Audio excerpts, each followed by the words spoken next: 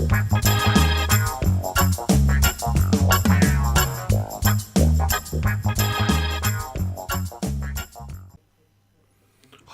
welcome to another video with Rastomace Painting. This video we're going to be focusing on a salt chipping technique. So what I'm doing at the moment is I'm just giving this a light overcoat with fine surface primer from Vallejo Air. It's a light grey primer, and then I'm going to take you through the basic techniques of salt chipping. So I'm going to be using quite a high contrast so you can see what I'm doing. But this is everything you need to know, and hopefully you can apply it to some of your models for a beautiful natural looking weathered effect.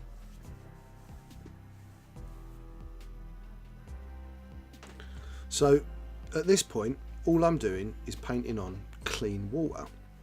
I'm tending to concentrate on panel lines, edge of panels, and I mean absolutely sometimes in the centre of the panels, and you can vary this. We can always go back and forward with this technique, putting on and taking off until we get to a point where we're happy.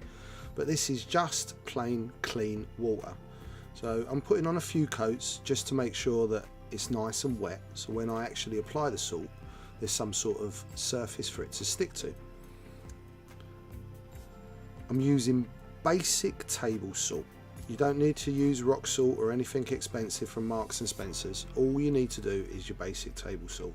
Concentrating on the areas that I just got wet, little tap off and a little blow to get rid of the excess. Always looking and seeing where would I like a bit more, like a bit less. So I'm going to carry on and repeat this process until I'm pretty much happy that I've got as much salt and I'm obscuring as much of the original grey paintwork as I'd like. What the salt allows you to do is to create a much more random, organic looking weathering technique. And this is only step one of many techniques that would get used on this final piece. There'll be washes and battle damage added later, but this is meant to represent the process of paint eroding over several months, if not years, and the underlayers showing through. So when you try and achieve this sort of look with a brush, you end up with far too much of a uniform effect and creating actual true randomness, which is how things weather in nature. It is almost impossible. So the salt falls and some will stick and some won't stick, giving you exactly what nature provides, which is a random element of weathering. I mean, you can see I'm sticking to panel lines. I'm making sure the water's where it would most heavily wear, but the nature of water and the nature of the randomness of sprinkling tiny grains of salt, you're gonna get a very unique finish on every model you do. You'll never be able to exactly recreate the weathering on two identical models.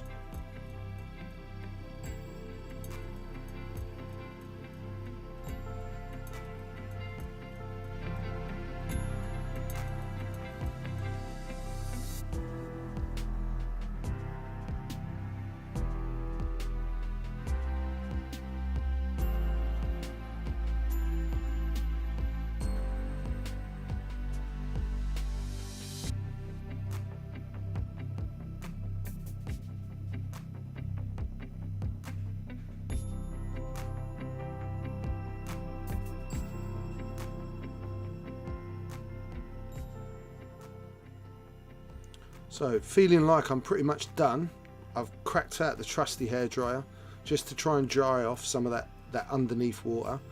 I think at this stage I'm probably still going to have to go back, add a little bit more and sometimes take away. As you can see, I needed a little bit more on the edges here once I'd finished with my hairdryer on my first coat. This is, you know, a messy exercise as well. You will need to clean your workstations after you've used it, and you will find you'll be finding little bits of salt in your panel lines for quite a while. It does take a bit of cleaning, but back again, a little bit more hair drying just to get that salt nice and hard.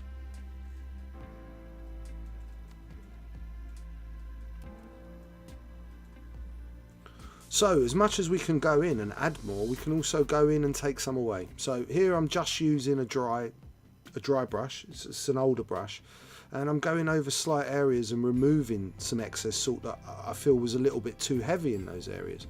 Be careful here, it will come off easily. But once again, if you feel you've taken off too much, you can just go back, add some more water, add some more salt. This really is very much of the artistic side of painting. If you feel you've done enough or you've got enough on, leave it, get ready for the next process. If not, add a bit more. So I'm going to overcoat with my trusty airbrush, and I'm going to be using a colour called Cold Grey. It's a Vallejo Air colour, which is predominantly what I use when I paint.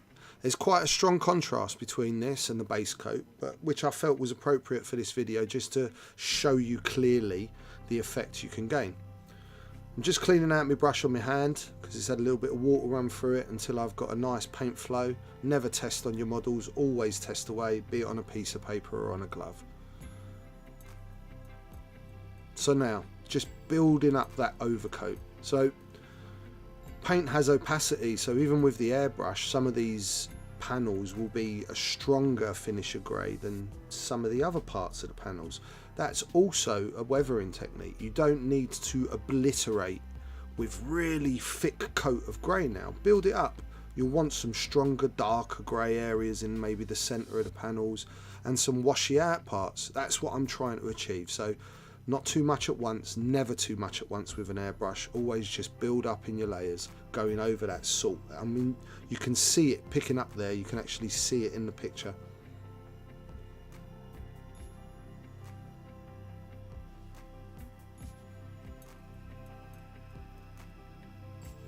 Drying that off, it's always important to make sure your paint is dry, especially for the next part.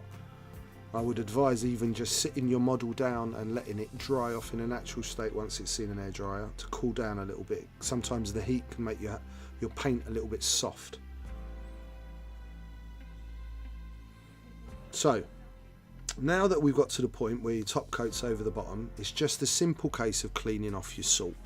So I've just got a large clean dry brush, something more accustomed to body painting and actually painting models.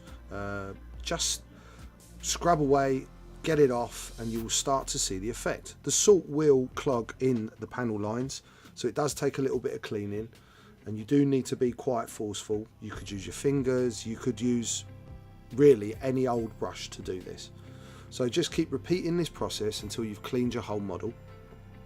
And certainly if you're doing the whole model at once, be mindful as how you handle it when the salt's on, because your fingers will knock it off before you've painted over. So I find this technique easier to do in areas and then work back, turn the model around, do the other side. So my fingers are not damaging the salt work.